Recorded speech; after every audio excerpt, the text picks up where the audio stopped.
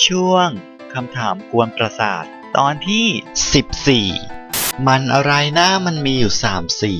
มันเป็นไปไม่ได้ผิดไม่รู้แล้วยอมแล้วมันคืออะไรอ่ะมันคือ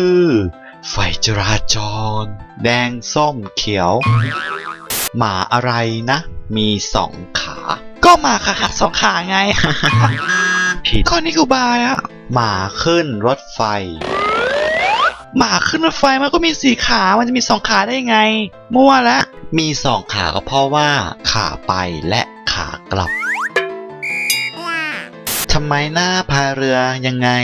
เรือไม่ไปสักทีอ่ะเพราะว่าพายมึงตอบมึงตายมึงด่ากูเหรอไม่ใช่ละตอบมาอีกทีนะก็หนูไม่รู้แล้วพอเลิก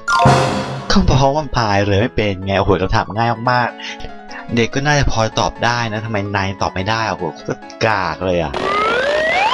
มดอะไรกัดเจ็บที่สุดมดตัวน้อยตัวนิดมดตัวน้อยตัวนิดมดมีฤทธิ์น่าดูอยู่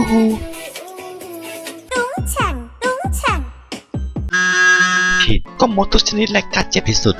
ผิดอ้าวตอบมาให้ดีนะมันก็มีมดแค่ไม่กี่ชนิดแล้วสรุปมันคือมดอะไรกันแน่ก็มดใจร้ายอ่ะลูกอะไรร้องเสียงดังที่สุดลูกเด็กทารกผิดลูกปืนผิดแล้วมันคือลูกอะไรลูกระเบิดแล้วลูกอะไรขี้เกียจลูกขี้ค้าน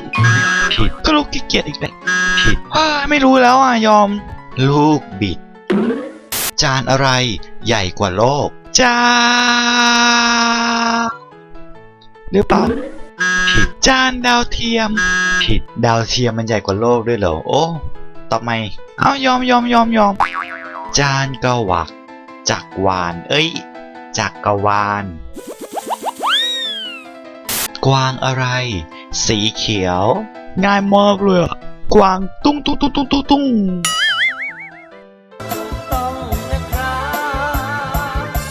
สาอะไรผู้หญิงชอบสาโทผิดสาน่ารักผิดเฉลยมาดีกว่าไม่รู้แล้วอ่ะสาป่านางฟ้วยสวยป่านางฟ้า